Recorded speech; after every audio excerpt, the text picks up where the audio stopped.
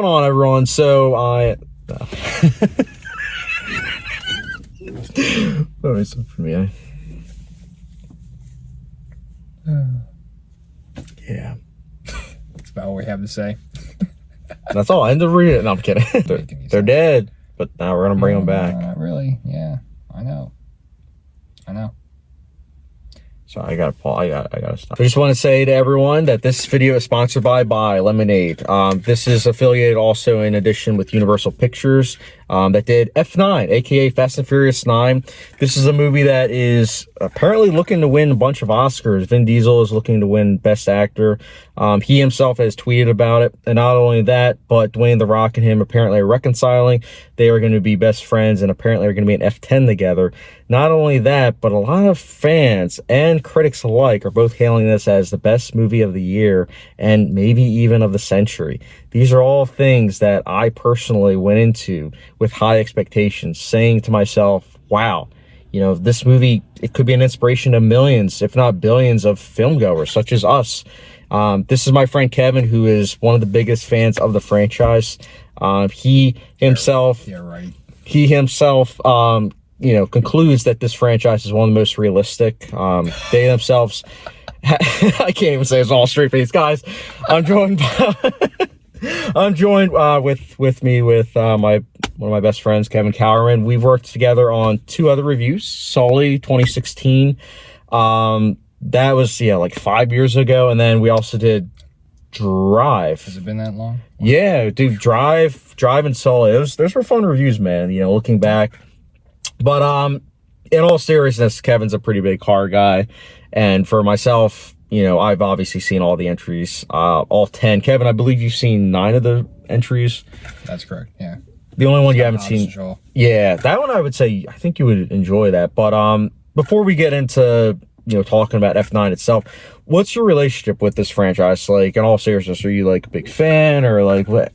Cold feet? Like, how do you feel? Nah, not really. I mean, I do like the first one for it's like world building, you know, like and it's tribute to street racing, especially back in the 90s. That's kind of how it was, especially over in the United States and Japan. So I kind of like how that set the series up, but they should really just stop there. I think they became way blown out of proportion, especially with the newer ones. You got that right. Yeah. And the first one, I believe you said, you know, prior that's probably your favorite in the franchise. Yeah, definitely. I get that. And yours is the 5th? Yeah, mine is Fast 5 because for myself, I'll be honest, the Fast and Furious, I wasn't really a fan of. It's very reminiscent of Point Break. I think Point Break's a far superior movie, even though I personally am not a fan of that one itself.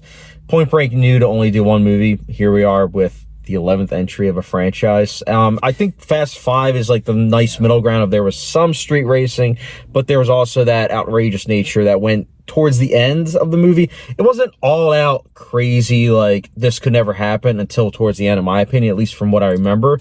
But I also remember the action being actually kind of exhilarating, and The Rock was really energetic. Like, he gave a big boost, and I really also liked his character. But I'm in agreement with you that with each entry, it's just crazier and crazier. And it's like those little details of like the characters of Fast 5 just slowly dissipate with each entry. And I gotta be honest, similar to you, I went into this entry with like no expectations because I remember this movie coming out right before the pandemic happened. And I remember saying to myself, oh boy, what are they going to do next? Like, what are they going to do? What are they going to go to outer space? And yeah, you spoke too soon. Yeah, that question got answered. I like to think of myself as like after a movie that I'm able to compose myself. Usually it's like a really thought-provoking movie that like gets me speechless. But this movie, you saw the wrong movie then. I wasn't expecting a masterpiece. I wasn't expecting a thought-provoking piece, but this movie literally made me speechless. I think that I need to regenerate brain cells, to be honest. Like, I need to take my brain medicine. You know, like I feel like a hack fraud. Like, what the heck was this? What was this? Like, yeah, well, a very self-aware movie for sure, considering that they, as soon as they made that next step to wanting to go into space, it was like, all right, it was just anything's game, right? Anything goes. That was the thing. I thought the script was like, but before I talk about like negatives. I do want to mention, I'll mention some of my positives and you can mention some of yours. Although I was disappointed by this movie, despite not even having expectations, I will say I did like the cinematography. Like, I like the fact that it was shot on film instead of digital. It definitely gave a nice, had a nice look to it. I thought it was unique, and then some of the camera work was cool. Some of it wasn't the best, but for the most part, I did like it. And the sound mixing I also thought was pretty strong, especially we watched it in a Dolby theater. It was very effective. And then the cast clearly is having a ball. Not even serious. Yeah, that's where the positives end. Oh yeah, the soundtrack. I also I thought was pretty neat. But I agree. What are your positives? I mean, the movie is like centered all around a lot of the past. Well, it's not, right? Because it's about family. Course, family. Right? Family. And every film, there's always more, more memories that we didn't hear about before. So I kind of like the memory and the throwback scenes. I thought were pretty cool. Right. Getting to see some of Dom's and Jacob's past. Could have used even more, more character development there. So that was like definitely one of the pluses for me. Like, just focusing on those, it was actually a pretty decent plot. But then all the modern stuff towards the end just got way out of proportion. Crazy. I agree with you there. I think my issue, the flashback stuff, I think that there was definitely potential there. And there were some instances where I'm on the same page with you where the flashback, some of it did work. But then there were other instances where it just seemed like they were just trying to villainize John Cena's character, which by the end, let's be honest, I forgot to mention this. I should have mentioned it 5 minutes ago. This is going to be all out spoilers. I mean, we're talking about them going to outer space and whatnot. So, stay tuned. I think the fact that they were trying to villainize his character, like in the flashback scenes, and then like towards, as the film progressed, you just kind of realize that like, no, he is a villain, but by the end, it's kind of like he just changed his personality just because the script tells him to. Like, it reminded me a lot of Dwayne Johnson's character, like in Fast Five. But the difference with that was it made sense because he realized that he had to actually team up with him because he realized that the people he worked for, they themselves were, not the best of people. They themselves were the same people that,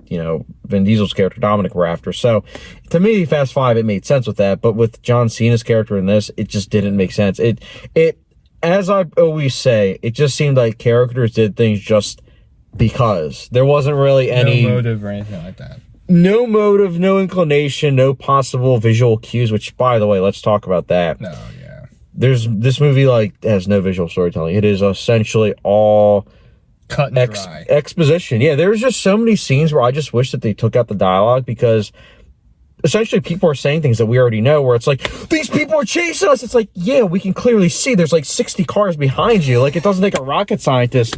Or it's like it's like the one girl from Game of Thrones, I forget her name, but she's always like, we need to do this. And it's like, yeah, but literally the next scene we're literally visually seeing this. And it's kind of like, bro, like, trust the audience. Like, I get it that most people watching these movies aren't like, oh, I like Eraserhead and I like Mulholland Drive.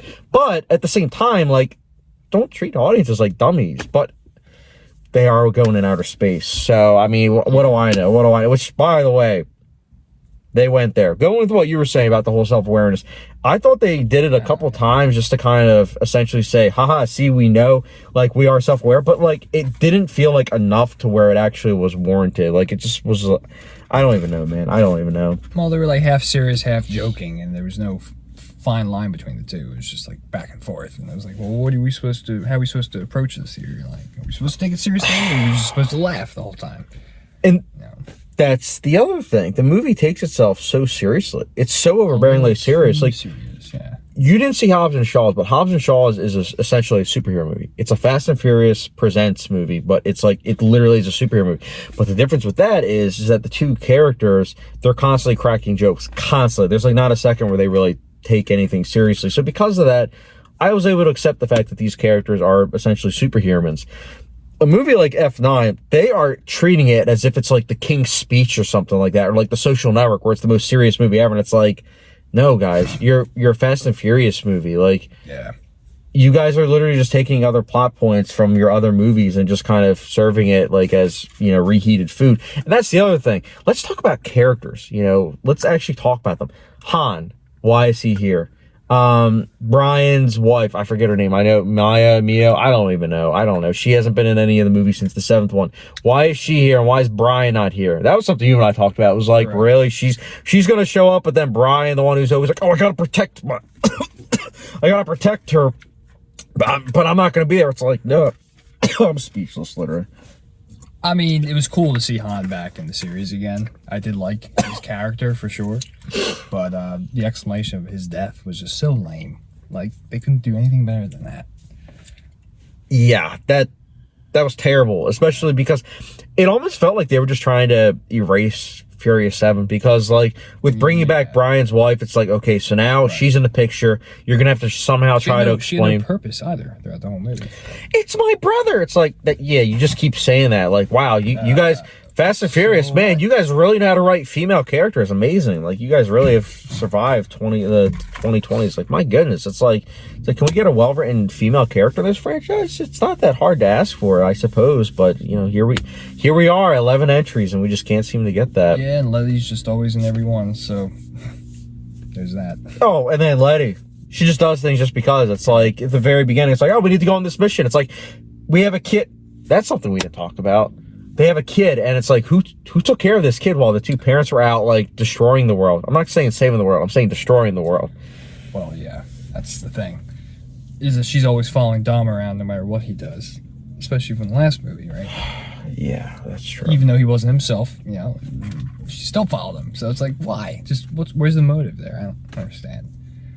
There is no understanding. Charlize Theron's character is like in it. She's in a jail cell, and the next thing we know that she's like the main villain. It's like, how did this happen? I don't know. She literally goes from like comparing someone to like being a puppet, like, to then she's apparently working with him. I don't know how that works. I don't know how that Russian guy's like, oh, maybe I don't, you know, maybe I don't even know with that, to be honest. They just did it. Just because they wanted to like move the pieces of the puzzle to where it's like, oh, we need John Cena to side with Dominic Toretto. It just didn't make any sense to me. Yeah, I agree. And I get it that's asking for a lot of this franchise, but like, come on. Way too many explosions and pyro, you know, it was way over the top. I'll tell you that much. That is true. Also, like, here's the thing, man. I was expecting just a good time. I was expecting to turn my brain off. I wasn't expecting to have my brain be removed for this movie, but yet here we are. I think the problem with this franchise also is that this goes in line with what a lot of people are talking about in terms of like the movie community. You know, movies, I feel like slowly, like the big movies, it's slowly looked at as just kind of like, I don't know, fast food, where it's just kind of like you're watching it, you enjoy it while you're in the moment, and then you immediately forget about it. But it's like, the best kind of movies aren't supposed to be like that. And I feel like this is an example of one of those movies, like The Former. It's a movie that in the moment you could argue that it's enjoyable, but like as you're going to the car, which is why we're in the car, you slowly start actually thinking about the things. You're just kind of like, is this what it's coming to? Is this what movies are coming to? It's coming to this, where like spoon feeding action the entire time. Yeah, and like sometimes the action wasn't even like interesting. It was just like shaking it up. Like it was frustrating in that aspect. Yeah. But I mentioned a lot of negatives. What are some of your negatives, Kevin? I've kind of gone on a rant in those regards. Oh, just really a plot that didn't make sense. Just the storyline was so convoluted. Way too much pyrotechnics and explosions for, you know. Yeah, I just would like to have seen some more character development, especially for Jacob's character. You know, just we see like the most understanding that I got from it were through the flashbacks. Other than that, like when they seem to just be running around, you know, right, chasing each other. It's like a, you know, just a big chase the entire time, and I couldn't understand it.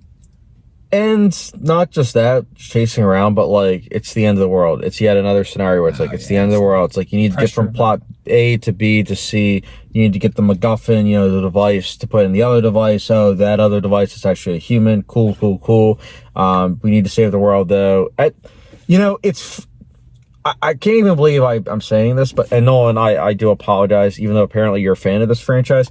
I do apologize for saying this, but, like, they did rip off a lot from, like, the Dark Knight trilogy. It was kind of like the car literally flipping over, like, it's somehow... The truck, yeah. The long truck did a 180 on its roof. Yeah, come on. Like, how unrealistic is that? It made, like, the Dark Knight, it made sense why that scene happened. Like, that was something where I was like, cool, because, like, you were actually able to see, especially behind the scenes, that they actually did that. Yeah, it was pretty cool. And then towards the end of that similar scene, like, they're trying to, you know, literally get the one piece off from the other one. Like, that reminded me of, like, the Dark Knight Rises, like, at the end where they're trying to chase the bomb and everything. Well, homage to that. It almost seemed like that. But then that took me out of the movie even further, because then I was like, oh, I could have been watching that movie instead. And those movies. And I was like, okay, well, here we are. We're watching this. And the movie should not be 2 hours and, 25 minutes? Like, it is as long as The Dark Knight. Yes. Unnecessarily too long. And I don't even, after being in outer space, I don't know where they're going to go to next. Actually, here's my theory. And I mentioned this to you before.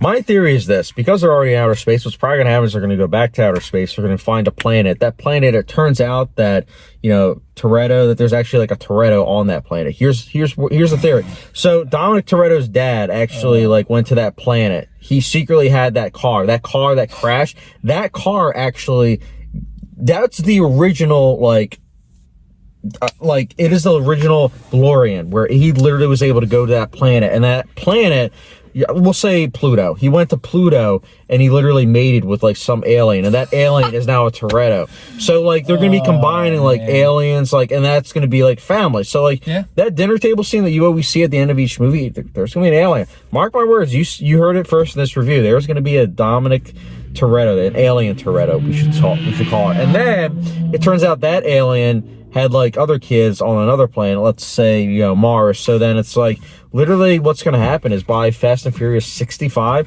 we are going to see Torettos on every single planet. Torettos are going to combine with the world. And then, and hear me out with this, think about this, Universal might work with Marvel. And we might see a crossover of the Avengers and Fast and Furious. What? This is all my theory. Insane. It is insane. This is building up to potentially that. They are superheroes. They cannot be destroyed. They literally are able to. Right, and they make mention of that how many times throughout the movie? Yeah. I think we're invincible. Yeah, I don't think we got a scratch on us. This whole series. Like, my goodness. And I'm just now realizing this, like, how many years later? Oh, my goodness. I thought that was just silly. Why? Come on. What are they trying to prove? Yeah.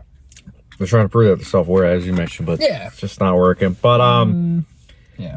I look at it this way. If you liked the other entries, I honestly don't know if you're going to like this movie. I'm curious to hear what audiences are going to think about this, because I know for critics have been kind of, kind to the franchise. The first 4 entries of the Fast and Furious, I believe they weren't. And then I believe 5 to 8, they were pretty kind to. But I think this one, not as much. So I'm curious to hear what audiences think, though, because audiences throughout all 11 have been really kind to it. So I'm curious if this is going to be the one that breaks the franchise, or if the mention of family 60,000 times will bring in audience members. And it's going to give it a boost, that's for sure. Yeah. But what's your rating, Kevin, for this movie? It's kind of tough because there's so much wrong with it that I was kind of forcing myself to watch it, because it seems like it's been again just like the other 8 on repeat, But I can't really give it more than like a 2.5, I would say. I mean, I did like certain aspects of the film, like the flashback scenes and the past, getting to learn about some of the characters, how they got into street racing, and how they how Dominic's and Jacob's dad died. So that was kind of cool seeing that. I did like the cars in the movie. I thought they did a great job picking the cars, and not too good of a job with the physics and all that. It was, again, completely unrealistic, but I liked again the soundtrack as well. I thought that was pretty good, but not much more than that. Physics. Yeah, what physics? Yeah, we're on the same page. I'll be going a little bit lower for this. I do think that it is on the lesser end of the spectrum in terms of In terms of 5 to 9, I would definitely say this is probably kind of, I don't know which I like less, 6, 8, or this, but I definitely would say that this is definitely a low point in the series for myself. Yeah. I'm not a big fan of when characters get brought back, especially in this way where it doesn't make any sense why you bring back Han. Them just trying to explain why Han came back made me laugh. Then bringing back Dominic's sister also just made me laugh. Silly. Them trying to explain the fact that he has a long lost brother also just made me laugh. There's just a lot of laughter. Again, could I see why someone would really like this movie? Yeah, I suppose. It's mindless fun. But for myself, That's a good way to put it. yeah, for myself, I wanted it to be mindless fun, like I did. But I just found myself taking out a lot. It's a bloated movie that just unfortunately falls short in a lot of categories. It's got some strength, as I mentioned, in terms of like the cinematography, but overall, I was disappointed by this movie, and I'll give it a 2 out of 5 star rating. So It's fair. yeah, I'm feeling generous today. I'm sure tomorrow when my brain cells regenerate, I'll look back and I'll say, dang, man, why didn't you give it a 1 out of 5? Like, you had the same, like, I feel like the last time my brain had to regenerate brain cells was when I rewatched the Transformers franchise a couple months this is ago. pretty on par with that. Yeah, at least the aspect ratios aren't changing every 5. I mean, 5. No, not 5 minutes. 5 seconds. My brain's losing right now. But Kevin, thank you for joining me on my channel. Thanks for having me. Yeah, anytime, man. You'll have to come aboard again. And guys, if you've seen the movie, let me know your thoughts in the comment section down below, as well as your ranking of the franchise. Curious to hear you guys' thoughts on that. And as always, don't forget the subscription, notification bell, and I'll catch you guys later.